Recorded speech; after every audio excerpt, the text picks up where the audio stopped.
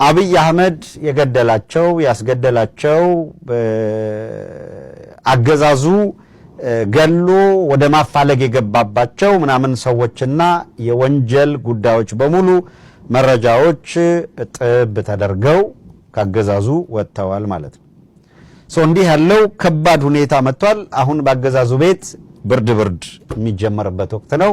ካድሬ እንጫጫል። እዚህም ገባ ገባ በሉና የማልቀስ መብታችሁ የመጮህ መብታችሁ ደረቴ መምታት መብታችሁ የተጠበቀ ነው። እንዳውም ዛሬ በፈለጉት መንገድ ይንፈራፈሩ አድሚኖችም ባተነኳቸው እንደፈለጉ ይው ይሄንን ቁጭ ብለው መጋት ስላለባቸው እንዲጋቱት ማድረግ ነው። እላፊ ሄደው ያልተገባ ነገርና ነውረኛነት የሚናገሩትን በመቅሰፊያችሁ ቀስፋችሁ ማባረር ትችላላችሁ።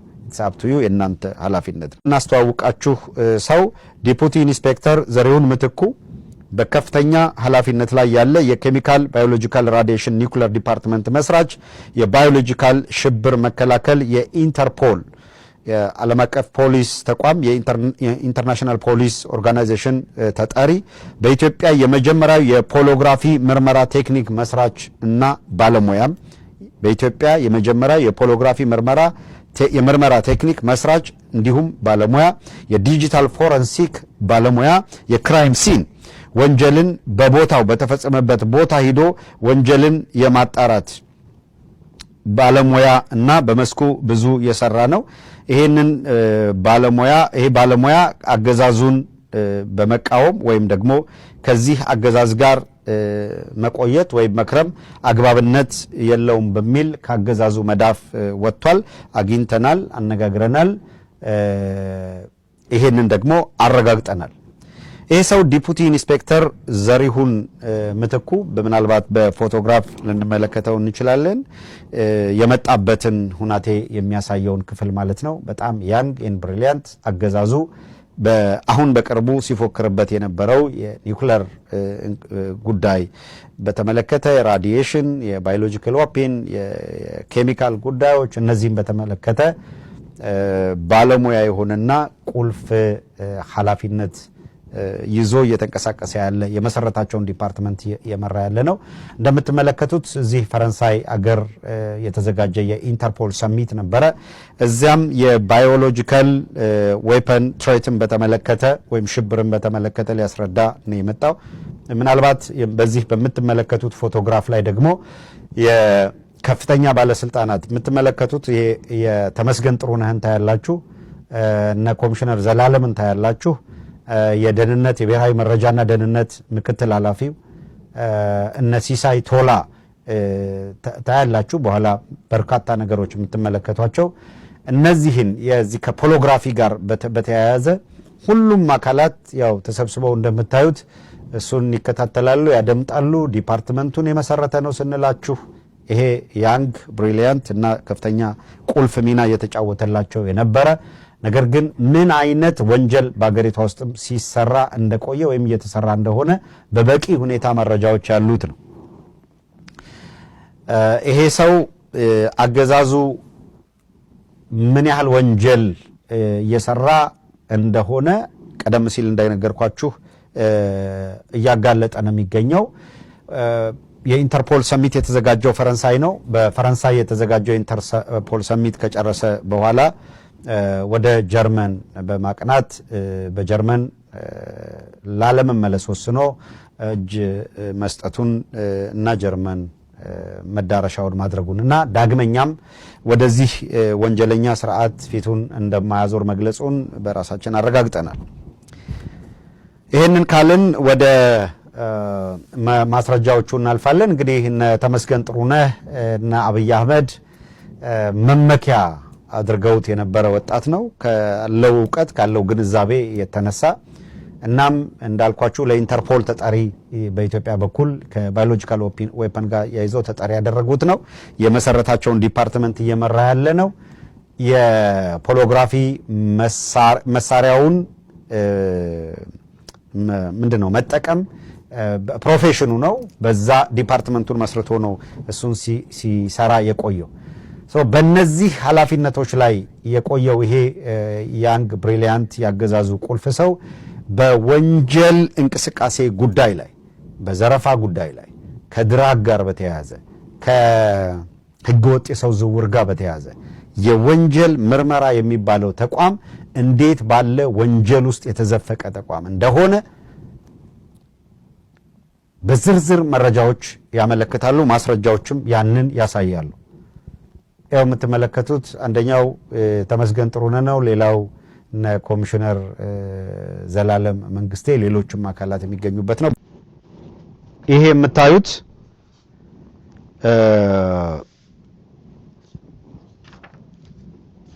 የሚገኝበት ቦታውን መጀመሪያ እንጥቀስ። ቦታው ሜክሲኮ ኬኬር ህንፃ በታች ያለው ህንፃ ነው። እዚህ ላይ ቁጥሮች አሉ።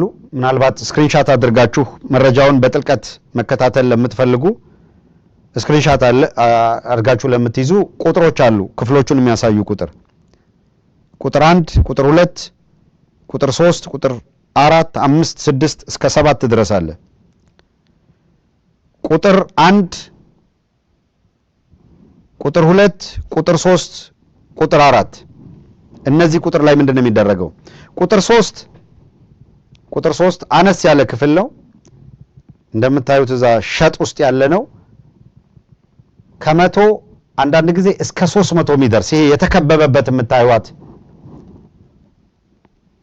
ኬኬር ሜክሲኮ ከኬኬር ህንፃ በታች ያለው የፌዴራል የወንጀል ምርመራ ህንፃ ላይ እቺ የምታዩት ሶስተኛ ቁጥር ከመቶ እስከ 300 ሰው አንዳንድ ጊዜ አፈሳ በሚኖር ጊዜ ታጭቀው የሚታጎሩበት አለ። ከባድ የሰብአዊ መብት ጥሰት ወንጀል የሚፈጸምበት ክፍል ነው። እዚች ክፍል ውስጥ አምጥተው ያፍኗቸዋል፣ ይዘጉባቸዋል። በልዩ ሁኔታ በጣም ዘግናኝ ማሰቃያዎች ያሉበት ክፍል ቁጥር 6 የሚባለው ወይም 6 ቁጥር የምታዩት በጣም የከፋ ስቃይ የሚፈጸምበት ክፍል ነው።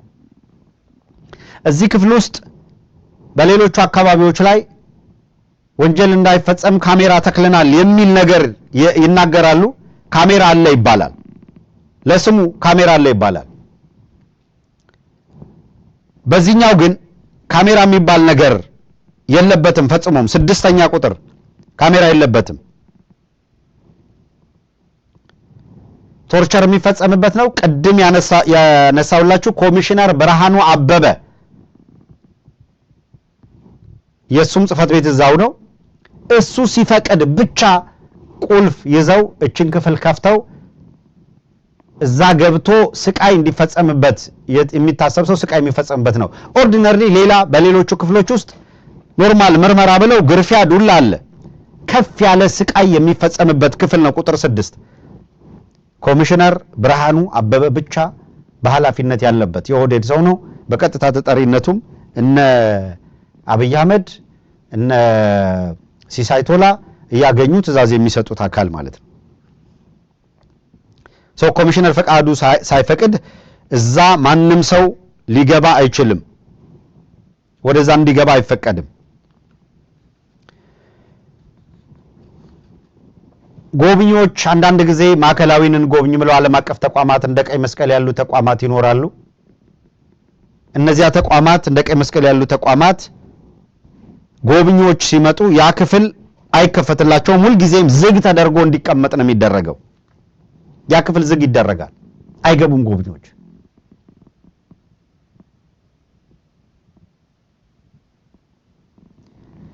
የሚነገራቸው ግምጃ ቤት ነው ምንድነው ከወንጀል ምርመራ ጋር የተገናኘ ነገር የለበትም። እስር ቤቶቹ እነዚህ ናቸው፣ እስረኛ እዚህ ውስጥ የለም ነው የሚሏቸው። ግን እዛ ውስጥ ከፍተኛ የሆነ ማሰቃያ አለ። ይሄ ከኬኬር ህንፃ ወረድ ብላችሁ ነው ያለው። ኬኬር ህንፃ በራሱ አብዛኛውን ክፍል ያከራየው የብሔራዊ መረጃና ደህንነት ተቋም በብሔራዊ መረጃና ደህንነት ውስጥ የቴክኒክና የጸረ ሽብር የደህንነት ዘርፍ የሚባል ዲፓርትመንት ያለበት ነው ራሱ ኬኬር ህንፃ። ይሄኛው ግን አሁን የምንመለከተው ግን ማዕከላዊ የሚባለው ከኬኬር ህንፃ በታች ያለው ማዕከላዊ የሚባለው የወንጀል ምርመራ ክፍል የሚባለው ይሄ ነው። ህንጻውን ከውጭ ስታዩት ውበት እንዲኖረው አድርገው ሰርተውታል። ማዕከላዊ ተዘግቷል ብለው ይሄኛውን ማዕከላዊ ከፍተዋል። ከዚያኛው ማዕከላዊ የከፋ ግፍና ዘግናኝ ሁኔታ በቀለም አስውበው አሳምረው ይጫወቱበታል። ኮሪደር ልማት እንደሚሉት ማለት ነው። አሁን ይሄ ስታየው በውጪ ውበት አለ ያምራል ምናምን፣ ሪያሊቲውን ግን ተመልከት ነው። እንዲህ ያሉ ሁኔታዎች ነው ያሉት። ይሄ ለስርዓቱ ድንጋጤ የሚፈጥር ራስ ምታት የሚፈጥር ከባድ ሁኔታ የሚፈጥር እንደሆነ ግልጽ ነው። ነገር ግን ይህ የምጥ መጀመሪያቸው ነው። እያነሳን ነው፣ እየጀመርን ነው ገና።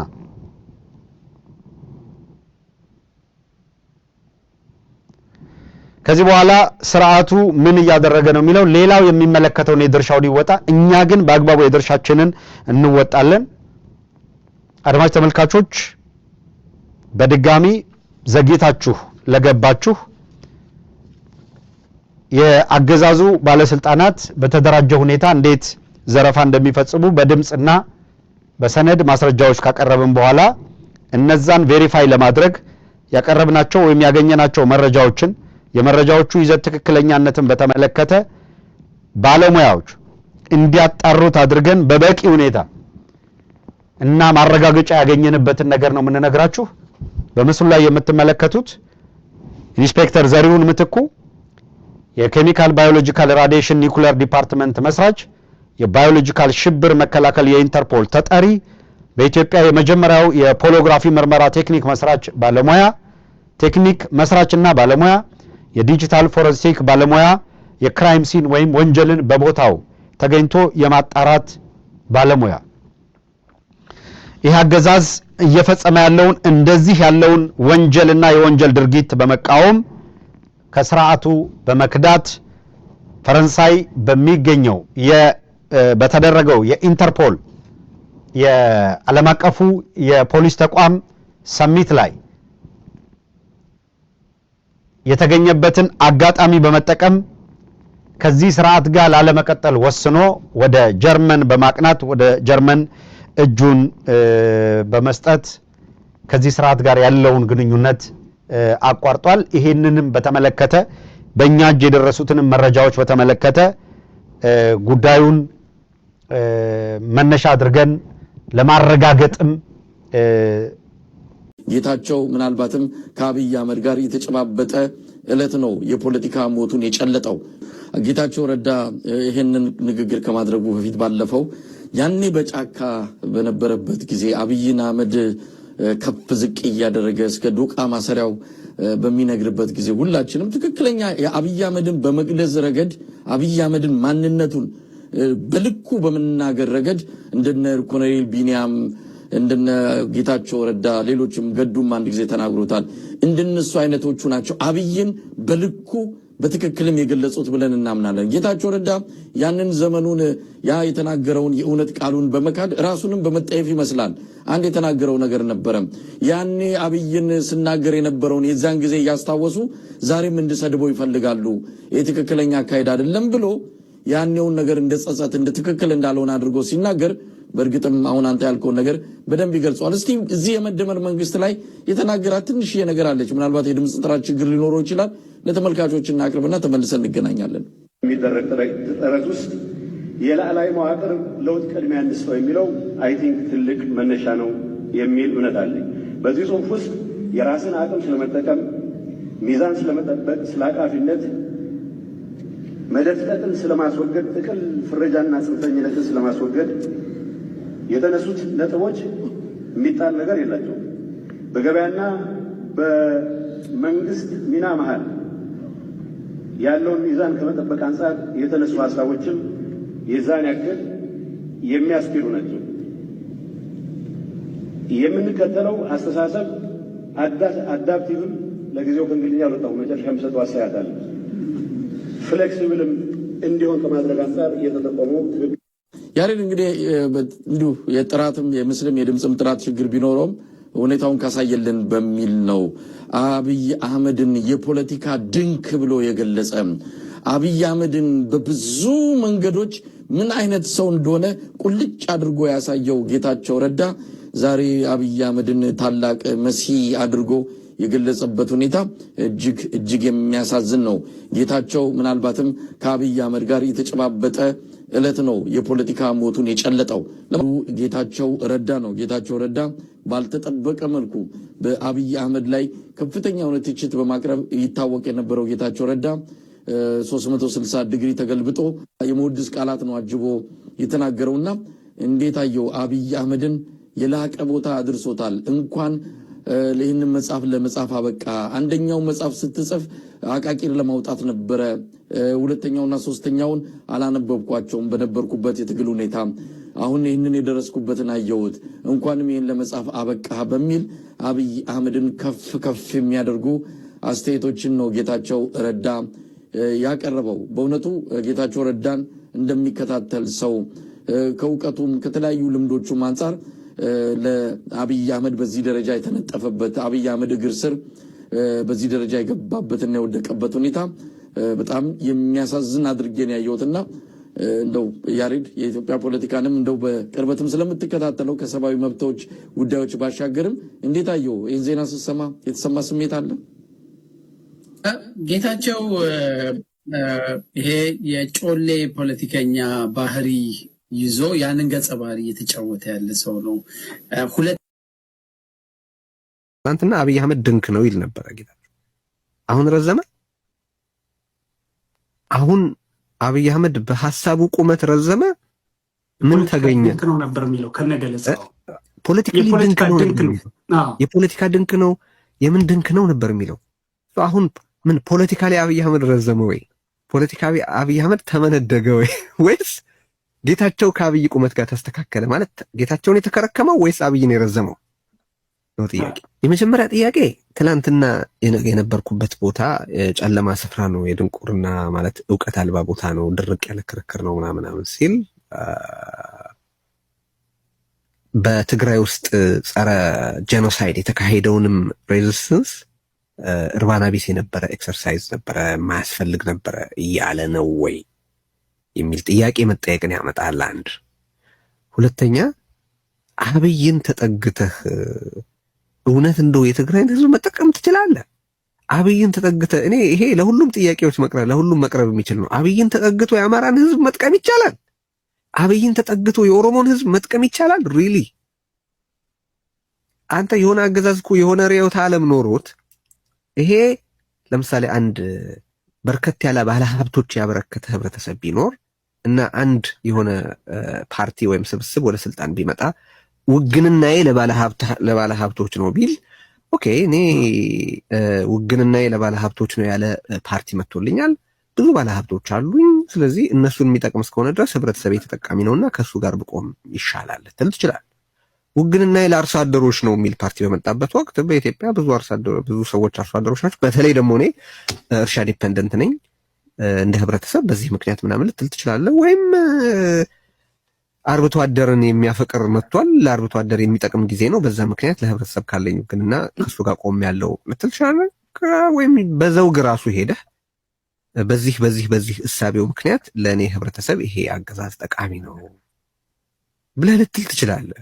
ያዛልቃል አያዛልቅም የሚለውን ልንከራከር እንችል ይሆናል እንጂ ፖለቲካዊ ውሳኔውን የወሰንክበትን ነጥቦች ለማየት ይቻለኛል። ልቀበል አልቀበል ሌላ ጉዳይ ነው፣ ግን ይገባኛል ነጥብህ ልል ይችላል። ከአብይ አህመድ ጋር ተጠግተህ የትግራይን ህዝብ ጥቅም ማረጋገጥ ይቻላል። የአማራን ህዝብ፣ የኦሮሞን ህዝብ ኦር ኤኒ የኢትዮጵያ ህብረተሰብን ወይም መደብን ጥቅም ማረጋገጥ ይቻላል። በ7 ዓመቱ ያላረጋገጠውን ጥቅም ከዚህ በኋላ ያረጋግጠዋል ብለህ እንዴት ልታስብ ትችላለህ? እስከ ዛሬ ያላሳየህን አስተሳሰብስ አሁን እንዴት ከየት አምጥቶ እንዲያበቅለው ትጠብቃለህ? መደመር ምንድን ነው የሚለውን በተመለከተ ትላንትና ጌታቸው ማለት በአንዳንድ ጉዳዮች ላይ ታክቲካል የሆነ ነገሮች እኮ ልትለው ፒቪት ታደርጋለህ። ኦኬ፣ ለፖለቲካዊ ምክንያቶች ስትል አንዳንድ ጉዳዮችን ትላንት ካየህባቸው ወይ ከገለጽክባቸው መንገዶች የተወሰነ ለወጥ አድርገህ ራስህን አጀስት ማድረግ ይጠይቃል። ፖለቲካ ሊባል ይችላል። ኦር በተለያየ ምክንያት የፖለቲካ ድርድርና ስምምነት አድርገህ ያ በፈጠረልህ አውድ መሰረት በተለየ ክላይሜት ውስጥ በተለየ መንገድ መንቀሳቀስ ያስፈልጋል። ባለፈ ክረምት ያረሰ የለም ምናምን ልትል ትችላል። ግን ፈንዳመንታል በሆኑ ጉዳዮች ላይ ለውጥ የምታመጣ ከሆነ ትልቅ ችግር አለ የምልበት ምክንያት አለ። ያልኩህ መጀመሪያም እዛ የአብይ አህመድ መጽሐፍ ላይ አንድ ቻፕተር መጽሐፉ በዛ ደረጃ የአብይ አህመድ ጣት ሆኖ ለማገልገል መፍቀዱ ራሱ ያለው ችግር እንደተጠበቀ ሆኖ ግን አጠቃላይ አውዱን ተመልከት። እሱ ከጨለማ ወደ ብርሃን መጣው አይነት አንድምታ ያለው፣ ወደ እውቀት መጣው፣ ወደ ሐሳባዊ ክርክር መጣው አይነት አንድምታ ያለው ነገር ሲያደርግ በመጀመሪያ እየሰረዘ ያለው እኮ ራሱን ነው። በነገራችን ላይ 100% እና ትላንትና አብይ አህመድ እዚህ መጥቶ 27 ዓመት የጨለማ ዘመን ነበረ ሲል ይሄ የጦርነት ቅስቀሳ ነው፣ የፍጅት ቅስቀሳ ነው፣ የሌጋሲ የማጠልሸት ተግባር ነው፣ ዲስኮርሱን የሚያቆሽሽ ነገር ነው የሚል ትችት ነበረ የሚቀርበው። ነገራችን ላይ አይደለም ደግሞ የሚያስቀኝ እኮ ነው። አብይ አህመድ ያው የሚያስቅ እንደሆነ እርግጠኛ አይደለም። አብይ አህመድ እኮ 27 ዓመት ጨለማ ነበረ፣ ኢትዮጵያውያን ድህነታችን ብርቅ ነው ወይ? እስከ ዛሬ መች ለመንግስት ታዘን እናውቃለን? መደመር ነው ለመጀመሪያ ጊዜ በኢትዮጵያ ብርሃን ያበራው ምናምን ይህና በሚቀጥለው አረፍተ ነገር ምን እንደሚል ታውቃለህ? ትላንትናችንን ምኑ በሙሉ አንኮንን፣ አናነውር፣ ከትላንቱ በጎውን እንውሰድና ጥሩ ያልሆነውን ደግሞ እንጠል ይላል። ማለት አብይ አህመድ አየህ በዚህኛው አረፍተ ነገርና በሚቀጥለው አረፍተ ነገር መካከል ያን ያህል ግንኙነት የለም። ማለት አስቦ ሳይሆን የሚያወራው እያወራ ነው የሚያወራው። ምክንያቱም እያወራ ያስባል ልትለውም አትችልም። ምክንያቱም እያወራ ካሰበ ቢያንስ በዚህኛውና በዛኛው መካከል ያለ መሰናሰል ሊኖር ነው።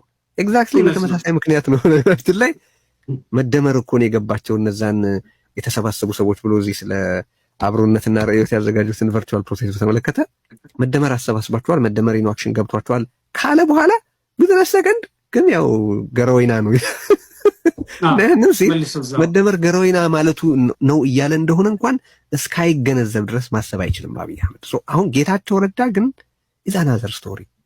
ጌታቸው አቅም ያለው ሰው ነው፣ ያነበበ ሰው ነው፣ ፖይንቶቹን ጥሩ አድርጎ በሎጂክ መከራከር የሚችል ሰው ነው።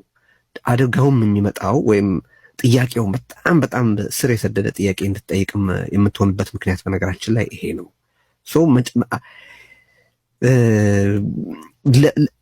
ክርክሩ አሁን የሚሆነው እንግዲህ ምንድን ነው? ቅድም ያነሳኋት ነጥብ ነበረች። እንደው ትንሽ አስተያየት እንስጥባትና ወደሚቀጥለው ነገር እንሻገራለን። ምንድን ነው ጌታቸው የሚለው? እኔ ከክብሬ ከፍዬ የትግራይን ህዝብ የሚጠቅም ነገር ካደረግኩኝ እሱም አንድ ነገር ነው። የግድ ደፋር መጫወት እኮ አይደለም።